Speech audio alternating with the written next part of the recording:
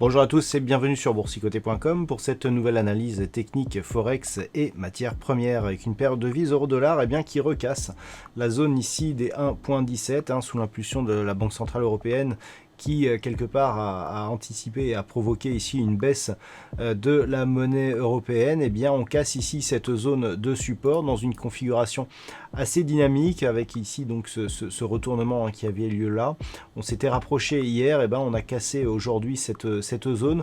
Donc clairement on est sur un retournement de tendance. La dynamique s'était neutralisée mais on avait une perspective plutôt haussière depuis la cassure ici de cette zone de résistance oblique. Donc clairement ici le prochain objectif est un possible retour sur cette zone de support intermédiaire proche des 1,1615 et puis en cas de poursuite ici de ce mouvement, l'objectif pourrait être le prochain support qui se trouve ici à 1,1570.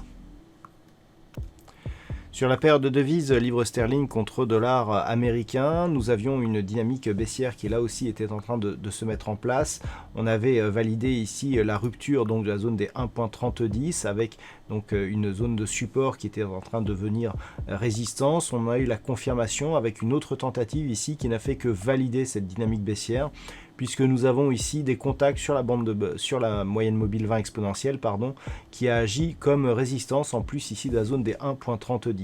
Suite à cela, on est revenu ici sur une baisse relativement marquée de la paire de devises qui est venue quasiment ici chercher une zone de points intermédiaire proche ici de cette zone des 1.2870 et puis on a légèrement rebondi. Donc clairement on attaque ici la bande de Bollinger inférieure après un contact donc comme résistance sous la moyenne mobile 20 exponentielle.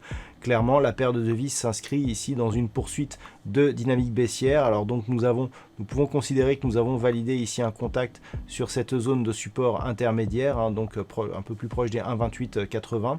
Le prochain objectif en cas de rupture donc de cette zone se situe sur le support majeur des 1.2780.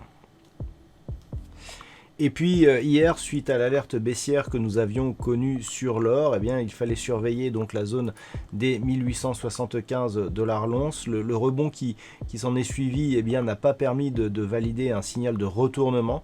On a donc testé ici cette zone des 1875 $ l'once d'une manière très agressive, puisque l'enfoncement a été assez conséquent. On a légèrement rebondi avant ici de poursuivre ici et donc de valider la cassure de cette zone de support. Donc clairement l'objectif se situe désormais sur ce point bas significatif ici qui se situe sur des niveaux proches des 1850 $ l'once, et en cas de cassure ici de ce niveau on pourrait connaître une poursuite du mouvement baissier en direction ici du support des 1790 $ l'once.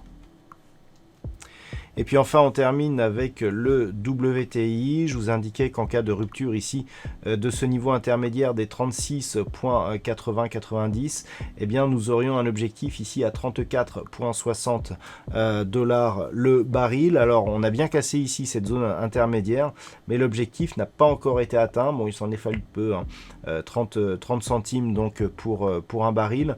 Donc clairement on est revenu par contre marquer une attaque sur la bande de Bollinger inférieure avant un rebond technique ici qui a permis une réintégration. On a donc clairement un biais qui reste baissier avec une moyenne mobile 20 exponentielle ici qui agit bien comme résistance sur le moindre rebond technique qui intervient. Ce rebond ici n'a même pas permis une phase de hausse. On est resté relativement neutre par rapport ici à la précédente attaque sur la bande de Bollinger inférieure. Donc on est clair.